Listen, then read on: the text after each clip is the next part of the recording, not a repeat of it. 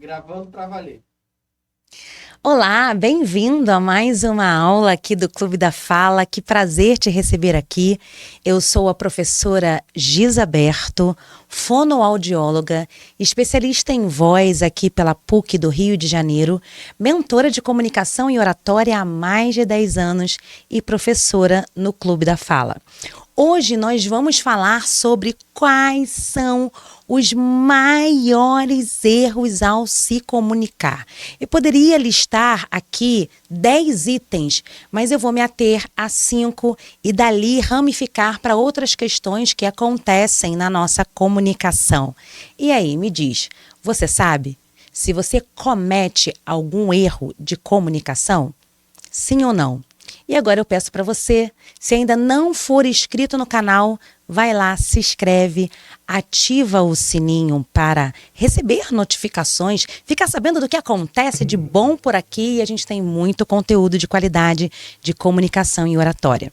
Como sabemos, oratória é a arte de falar em público.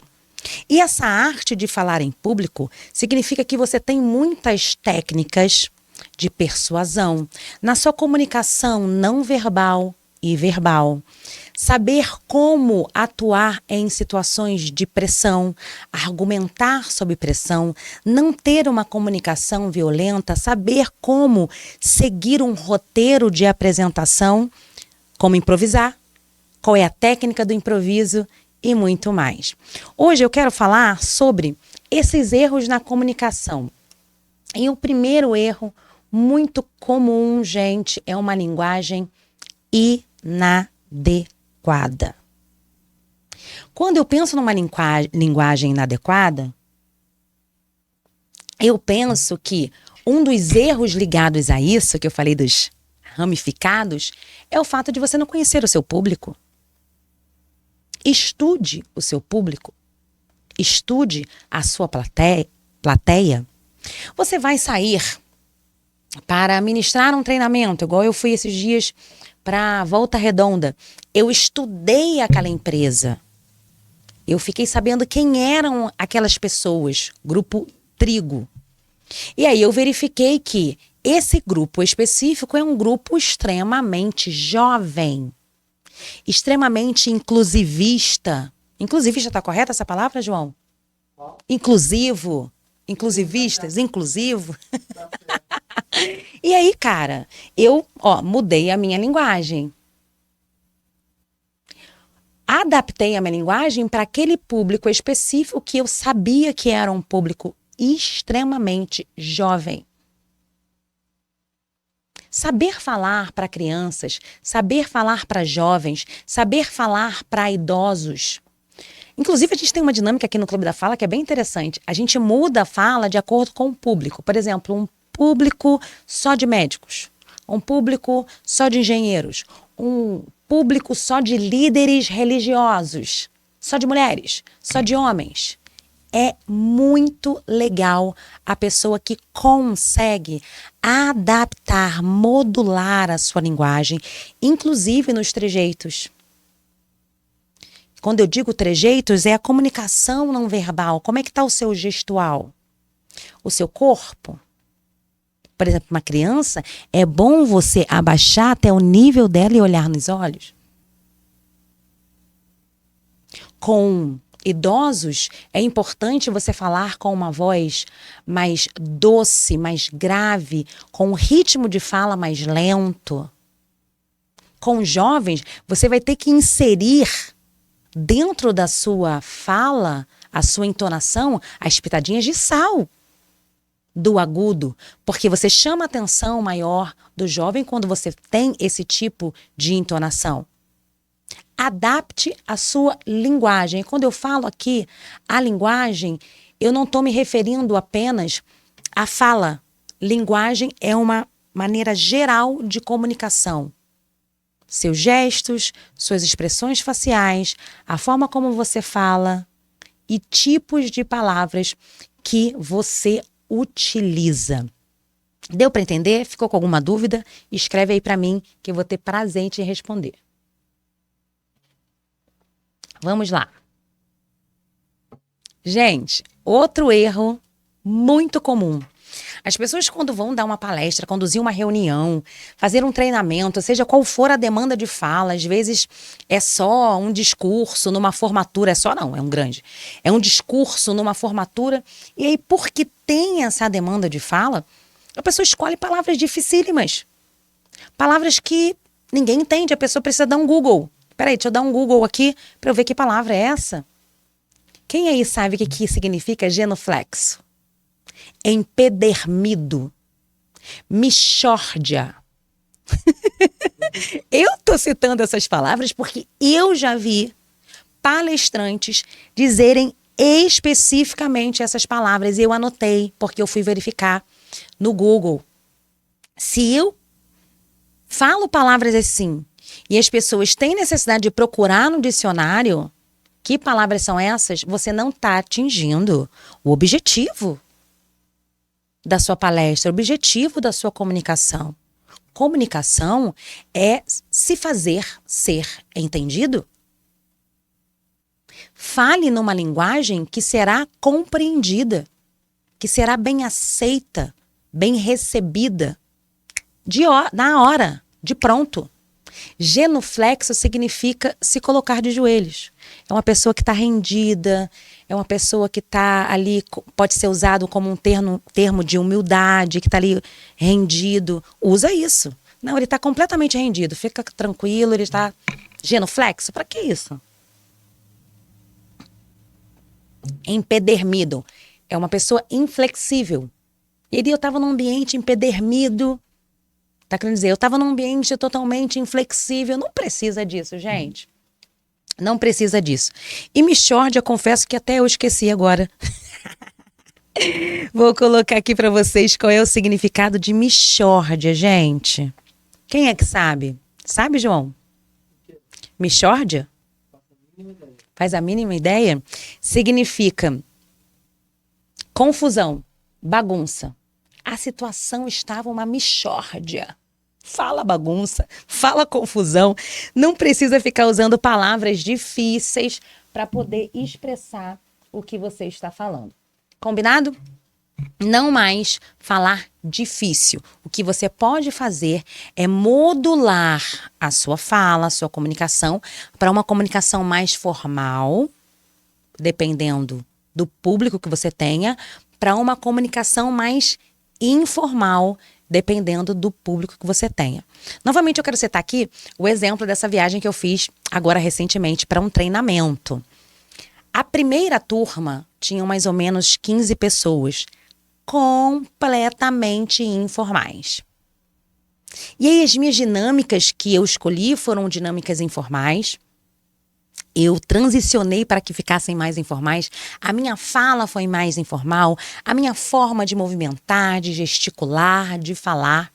A segunda turma, a líder do RH já tinha me dito que era uma turma completamente diferente da primeira. Ela falou, olha, você vai perceber. São pessoas completamente mais fechadas. O que a gente diria que seriam pessoas conformes e estáveis, do DISC, que é uma análise comportamental que nós utilizamos, inclusive, aqui no Clube da Fala, para descobrir quais são as suas características pessoais, seus pontos positivos e aquilo que você precisa desenvolver e melhorar. Eu fiquei ligada naquilo que ela falou, falei, ok, de qualquer maneira, estando com alguém ali 2 minutos, estabelecendo espelhamento e rapport, você já consegue identificar quem é a pessoa. Ok, no outro dia, eu fiz, inclusive, o mesmo quebra-gelo que eu tinha feito anteriormente. E aí, aquela risada que foi na primeira turma, a segunda foi assim. Eu falei, realmente, eles são completamente diferentes. E transicionei o treinamento todo adaptado para aquele grupo. Eu usei palavras mais formais, não difíceis. Eu usei palavras, um linguajar mais formal, mas na compreensão deles, não um linguajar difícil para aquele grupo. Entende? Quando a gente fez o intervalo, foi muito interessante que a líder do RH chegou para mim e falou assim, Gi, eu estou impressionada. Sério, eu estou muito impressionada. você parece outra pessoa. E ela tinha participado do treinamento no dia anterior, inclusive fazendo as dinâmicas. Nesse dia ela estava mais só assistindo e dando suporte ali pro grupo. E ela falou, cara, você parece completamente outra pessoa. Eu falei, sim, porque é importante na comunicação se adaptar. Seria um erro terrível se eu agisse da mesma forma com um grupo mais informal. Perdão, se eu agisse da mesma forma com um grupo formal daquele dia, igual foi do dia anterior, que era um grupo totalmente informal. Falar difícil e não adaptar a linguagem, que foi o primeiro ponto, é um erro terrível da comunicação e que quase ninguém repara. Prolixidade. Prolixidade. A pessoa que fala demais, fala demais, fala demais, fala demais, fala demais. Temos dois grupos de pessoas que costumam cair no erro da prolixidade. Quem são eles? O primeiro grupo são os grupos das pessoas influentes. É o grupo das pessoas influentes. O influente, que é aquela pessoa que sorri demais, que é totalmente informal, que gosta de dar gargalhada, muito bom para vendas, muito bom em relacionamentos, pessoas que lidam muito bem em comunicação, que motivam a equipe, mas falam demais. Essa pessoa, ela pode cair no erro de abrir tantos parênteses na fala, que vai chegar um momento que ela vai falar assim, o que eu estava falando mesmo? Não, peraí, mas por que eu falei isso? Prolixidade. Precisa ter um roteiro ali e seguir esse roteiro, porque senão se perde. E um outro grupo de pessoas que podem cair neste erro é o grupo dos conformes. Compliance, que hoje em dia já tem aí essa função na maioria das empresas. São aquelas pessoas detalhistas que verificam erros em relatórios. Pessoas muito ligadas em computador, em planilha, em Excel, nos processos. Sim, eles têm um foco no resultado, mas eles se ligam no detalhismo do processo. Exatamente por serem perfeccionistas e detalhistas demais, eles podem cair no erro da prolixidade. E essa prolixidade, nesse caso, não é porque igual ao influente, fala demais e se esquece do que está falando, mas é uma prolixidade pelo fato de dar detalhe demais. Desnecessário para aquela demanda de fala. Sabe aquela pessoa que, no final da palestra, abre para perguntas? E aí a pergunta é feita e a pessoa quer responder o pós-doctor que ela teve. Não, calma, não é para responder assim tudo com tantos detalhes. Responda sim a pergunta, mas seja o máximo objetivo possível. Chegue logo ao ponto, não se pegue tanto nesses processos para chegar ao fim, ao seu tema central, à sua resposta em si. Próximo erro, entonação monótona. Gente, a voz é a pessoa. A voz atrai. A voz conecta. A voz, eu costumo dizer que é como um laço que você faz assim, ó, e laça a pessoa para você. Se você tem uma voz monótona, se você tem uma voz que não tem alterações ou variações, fica chato, fica enfadonho, cansativo, pesado. O que é uma boa entonação? Uma boa entonação é a pessoa que sabe variar tom e frequência, que é o grave e o agudo. É uma pessoa que sabe variar o volume mais baixo, mais alto, o volume, como eu aumentei aqui agora para exemplificar. É uma pessoa que sabe usar pausas dentro da sua fala.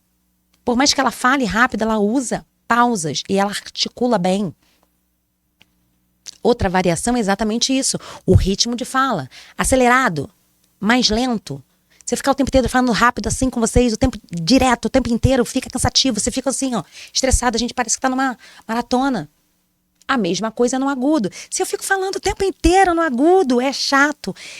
A entonação monótona ou robótica, que é aquela que a pessoa fala assim, olá, sejam todos muito bem-vindos. Igual esse cara aí no vídeo. Você pode perceber que ele tem pouquíssima expressão facial enquanto tá falando. Dá uma olhada nessas barras do áudio do WhatsApp. Eles estão do mesmo tamanho? Dá uma olhada aí no seu áudio. Um que você enviou. Não que você vai enviar agora, que senão você vai prestar atenção. Mas um que você já tem enviado aí hoje, ontem, dá uma olhada lá. Se ouça. E veja as barras. Elas estão do mesmo tamanho? Se sim, meu querido, minha querida, você está com a entonação monótona. O importante é que essas barras estejam variando. Vão lá embaixo, lá em cima, e depois lá embaixo. E sigam um pouco de tempo mais em cima, depois vem para o meio, depois lá embaixo. Isso significa que a entonação está uma entonação carismática, uma entonação envolvente, uma entonação que chama a atenção do ouvinte. Quantos de vocês já passaram por uma situação de estar em casa, indo do quarto, sei lá, para a cozinha, pegar uma água, passa pela sala, tem alguém vendo televisão. Aí você é atraído pela voz. Você não estava vendo aquele programa. Você estava fazendo outra coisa. Mas ao passar a voz, chamou a atenção. Aí você para olhar, para ver quem está falando. Por quê? Porque a entonação é uma arma poderosa dentro da oratória, dentro da arte de falar em público, dentro da arte de se comunicar. Próximo erro, vícios de linguagem, vício corporal. Sabe aquela pessoa que o tempo todo fala e dá um tapa, eu não sei o que, não sei o que lá aí.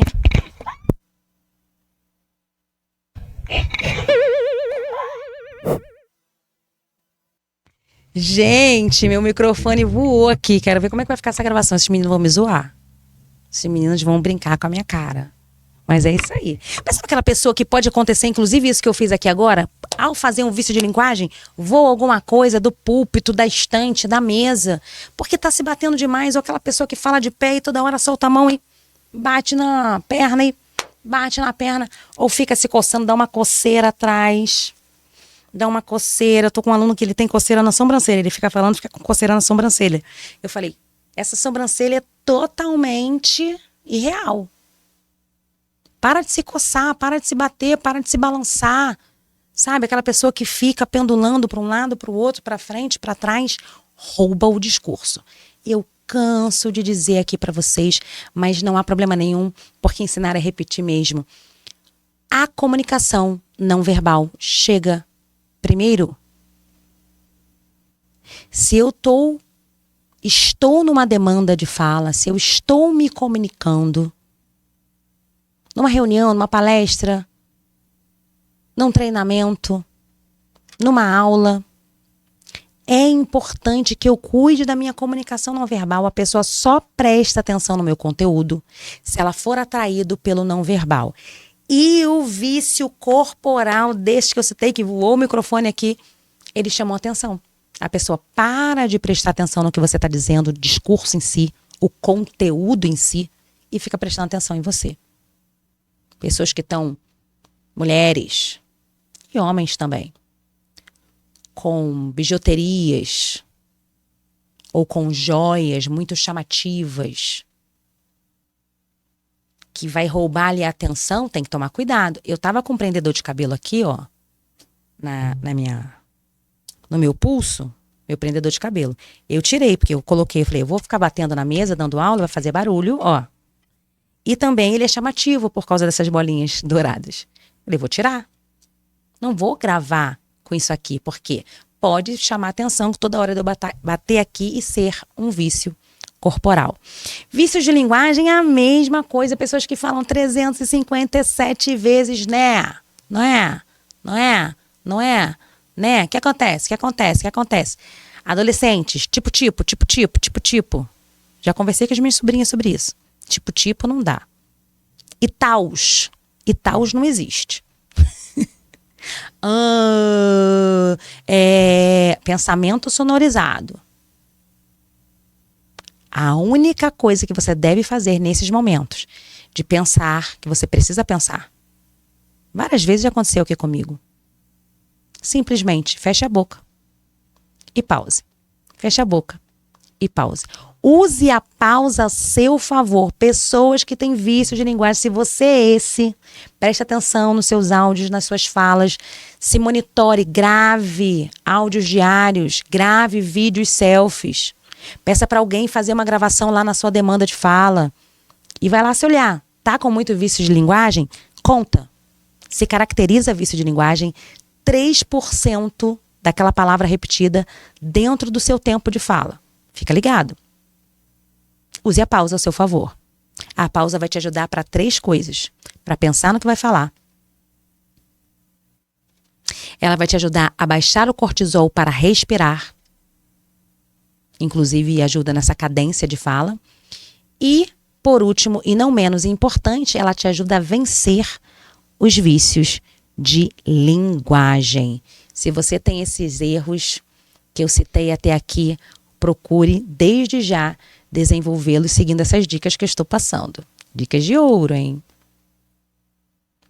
Confiar na memória. Vejo muitos alunos chegando aqui. João, você não tem ideia. Eles falam assim, eu vou decorar. Gente, decorar é um erro terrível. Terrível. Não decore. Treine. Treine bastante.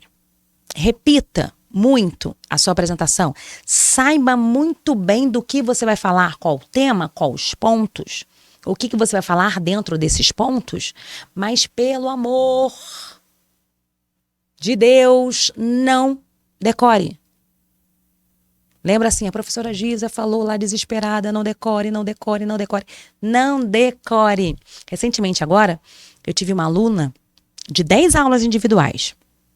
Entrou só por causa de uma palestra que ia fazer para um grupo de médicos. Ela é médica, agora eu esqueci o nome, mas é biológico, sabe? Ela não é médica em si. Isso, João, obrigada. Biomédica, ela é formada em biomedicina e trabalha com um cirurgião médico ortopedista e ela acompanha inclusive as cirurgias. Eles têm lá um lance totalmente diferente de como cicatrizar as feridas. E ela ia fazer uma palestra, foi convidada para fazer uma palestra só para médicos. Ela falou, vou decorar. Falei, não vai. Ela falou, eu vou decorar. Falei, não vai dar errado. E assim a gente começou a treinar e ela falou, Gi, ainda bem que eu não decorei.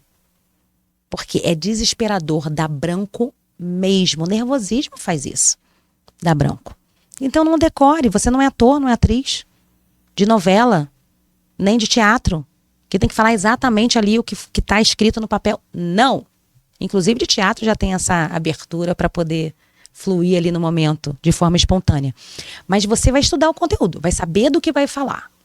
Vai saber exatamente o que você precisa dizer, quais são os pontos. E vai ter um roteiro. Eu tô com o meu roteiro aqui. Ó, eu tô com o meu roteiro aqui. Não tem problema nenhum ter roteiro, não tem problema nenhum você acessar o olhar no roteiro. O que você não pode é ficar com a cara direto no papel falando sem ter nenhuma conexão de olhar. O que você não pode é falar lendo sem nenhuma entonação, como se não estivesse lendo. Você tem que fazer treino para parecer que você não está lendo. Como? Fazendo leitura em voz alta. Abre o livro, lê, grava em áudio e manda alguém ouvir. Pergunta para ela, parece que eu estou lendo? Se a pessoa disser que sim, treine até ela dizer que não. Entenderam? Mas não confiem na memória. Isso é um erro horrível. Porque às vezes eu já vi gente saindo do palco correndo, desesperado. Porque esqueceu tudo. Eu levo em tudo quanto é lugar. Eu levo no celular, eu levo no e-mail, eu levo impresso, eu mando para a pessoa que vai projetar, se for o caso lá, no PowerPoint. Mas eu tenho tudo ali, ó. Falhou minha memória, eu sigo. E geralmente o que eu faço? Eu leio o ponto, lendo o ponto igual eu fiz aqui, confiar na memória, discorro porque eu já sei o que eu vou dizer, eu estudei bastante. Quando eu estou finalizando esse ponto, eu volto, ando, se for um palco, ando. Estou finalizando, eu retorno para a estante e verifico. Qual é o próximo ponto? Não há problema nenhum em ter roteiro. É um erro as pessoas acharem que não se pode ter um papel, um roteiro e seguir. Não. Você deve sim ter um roteiro e nunca confiar na sua memória, porque pode dar muito ruim e te levar aí a maus momentos. Não faça isso. Meus queridos, hoje nós aprendemos alguns erros, ou um dos piores erros que podemos cometer dentro da oratória. E daqui para frente, você com certeza não cometerá mais esses erros. Mas se você vinha cometendo, comenta aí para mim, que eu quero saber se você era aquele que fazia isso, que fala difícil, que não se adapta em relação à sua linguagem, que tem vício de linguagem, vícios corporais, que vivia decorando. Comenta aí para mim e me diz qual dessas dicas você vai utilizar para não cometer mais esses erros. Eu tenho certeza que seguindo essas dicas vai ser sucesso garantido. Muito obrigada, gente. Um beijo e até a próxima aula. Tchau!